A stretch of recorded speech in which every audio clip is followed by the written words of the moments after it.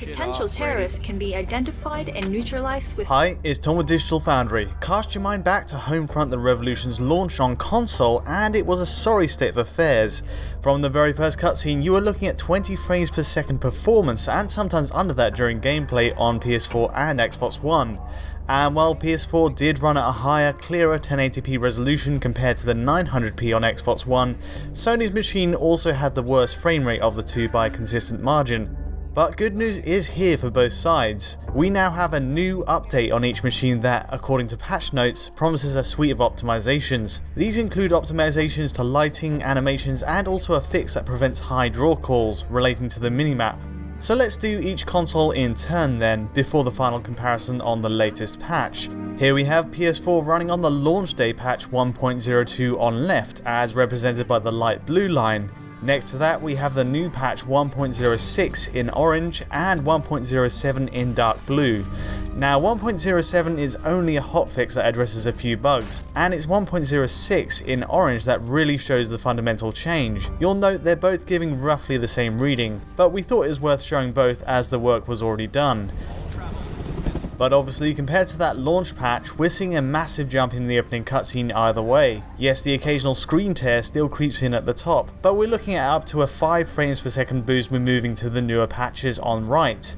On top of that, frame pacing is also much better on PS4 when hitting that 30 FPS line, meaning fewer spikes to 16 milliseconds that could previously add extra stutter to the game.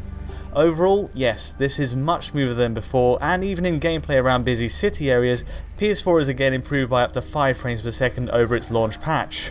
In essence, we're comparing a 20 frames per second game to a 25 FPS one. But that's still not quite where we want it to be, is it? And PS4 is still prone to some very harsh dips, as you've already seen in that opening cutscene where it hits 17 FPS. The PS4 version's made big strides forward, and even the stutters on autosaves aren't as frequent or quite as long as before. It's a much more palatable experience, and the 1080p resolution is still in place.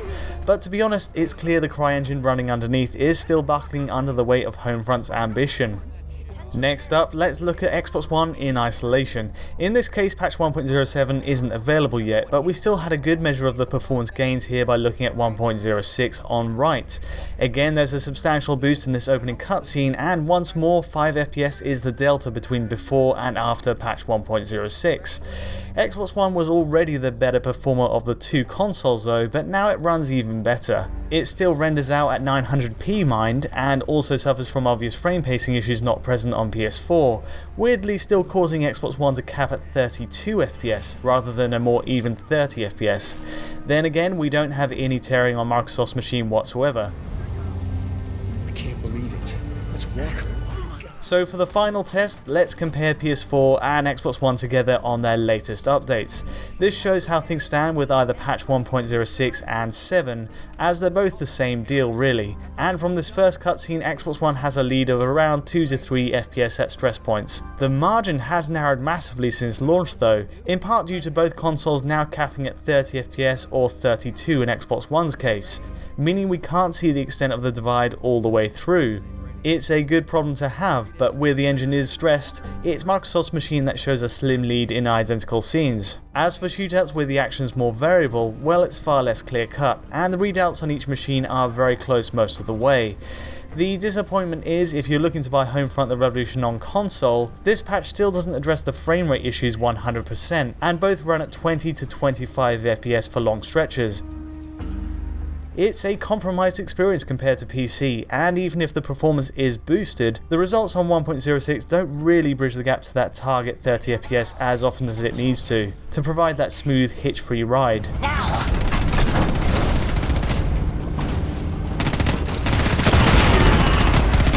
Good news for those that have already bought the game, but for those still on the fence, we'd strongly encourage checking out the PC version if you're able to.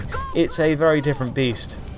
Anyway, that's all from me. As ever, please do like and subscribe to support our work at Digital Foundry, and until next time, thanks for watching.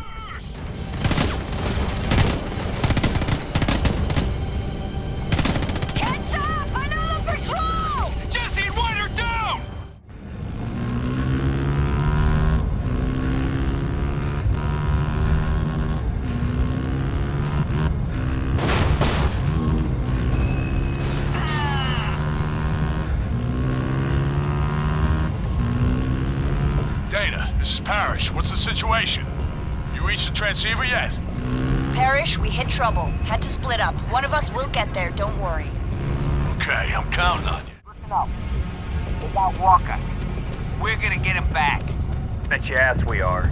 I want everybody's eyes and ears wide open. Any word, any sign, any sub-micro speck of information about where they've taken him, you report in. Everybody got that? Loud and clear. On it. Got it.